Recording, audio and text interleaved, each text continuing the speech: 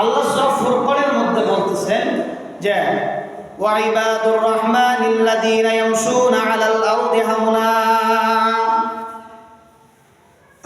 আল্লাহ তাআলা ওই আয়াতে কারীমার মধ্যে বলেন ওয়াইবাদুর রহমান, দয়াময় আল্লাহ তাআলার বান্দা হচ্ছে তারা আল্লাযীনা ইয়ামশুনা আলাল আরদি হাওনা,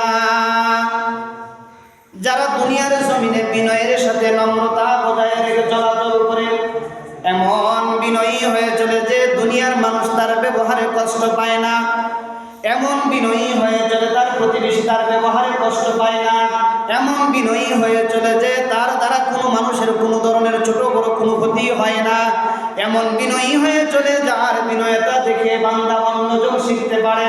আল্লাহ বলতেছেন আল্লাযীনা ইয়ামশুনা আলাল আরদি হাওনা, ওই জমিনের মধ্যে যারা বিনয়ের সাথে চলে, নম্রতা বজায় রেখে চলে, আল্লাহর ভয় নিয়ে চলে, তাকওয়া অবলম্বন করে, আল্লাহ বলেছেন তারাই হচ্ছে আমার বান্দা।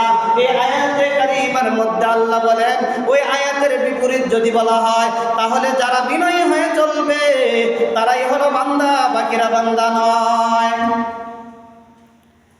তাকওয়াবান যারা, ফরহেজগার যারা, তাদের একটা বৈশিষ্ট্য হচ্ছে তারা দুনিয়াতে বিনয়ের সাথে চলবে।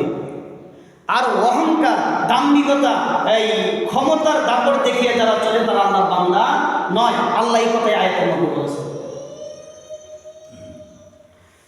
আমার সম্পদ আছে তাই বলে একজন গরিবকে আমি কি করব, সবসময় কষ্ট দিয়ে যাব।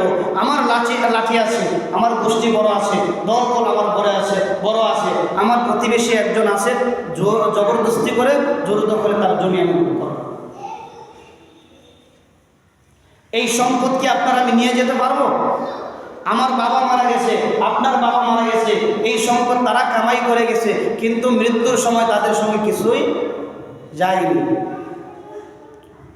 তো এই জন্য আল্লাহ বলতেছেন ওয়াইবাদুর রহমান, রহমানের বান্দা হচ্ছে তারা আল্লাযীনা ইয়ামশুনা আলাল আরদি হাওনা। আপনার ব্যবহারে কেউ কষ্ট পায়নি। এই মর্মে একটা গুরুত্বপূর্ণ একটা হাদিস শোনাই আপনাকে।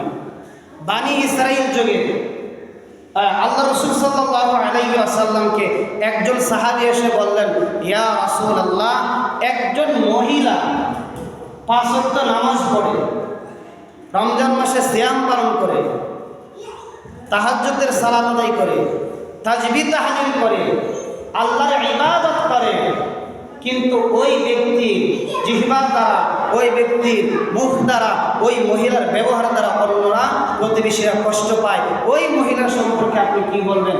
আল্লাহ রাসূল বললেন সে জাহান্নামে যাবে, সে জাহান্নামে যাবে।